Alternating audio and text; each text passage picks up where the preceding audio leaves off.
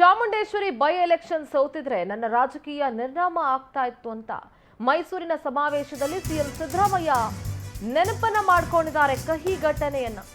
Chamundeshwari by election ಸೋತ್ ಬಿಟ್ಟಿದ್ರೆ ನನ್ನ ರಾಜಕೀಯ ಅಲ್ಲೇ ಮುಗ್ದು ಹೋಗ್ತಾ ಇತ್ತು. ಮೈಸೂರು ಸಮಾವೇಶದಲ್ಲಿ ಸಿಎಂ ಸಿದ್ದರಾಮಯ್ಯ ನೆನಪು ಮಾಡಿಕೊಂಡಿದ್ದಾರೆ. ಯಡಿಯೂರಪ್ಪ, ಕುಮಾರಸ್ವಾಮಿ, ದೇವೇಗೌಡರು ನನ್ನ ಸೋಲ್ಸೋಕೆ ಅಂತ ಬಂದಿದ್ರು, ಜನ ನನ್ನ ಕೈ ಬಿಡ್ಲಿಲ್ಲ, ಹೀಗಾಗಿ 2 ಬಾರಿ ನಾನು ಸಿಎಂ ಆಗಿದ್ದೇನೆ.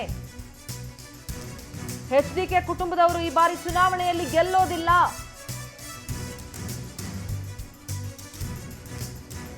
Doctor Manjunath, Prajwal, H D. ಕುಮಾರಸ್ವಾಮಿ ಎಲ್ಲರೂ ಕೂಡ ಸೋಲ್ತಾರೆ.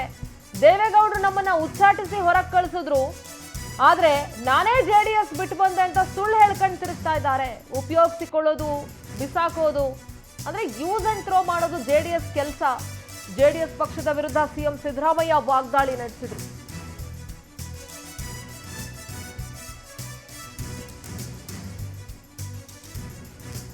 ಮೈಸೂರಿನ ಸಮಾವೇಶದಲ್ಲಿ ತಮ್ಮ ಹಳೆಯ ದಿನಗಳ ನೆನಪುಗಳನ್ನ, ಅಂದ್ರೆ ಕಹಿ ಘಟನೆಯನ್ನ ನೆನಪಿಸ್ಕೊಳ್ತಾ ಇದ್ದಾರೆ ಸಿದ್ದರಾಮಯ್ಯನವರು.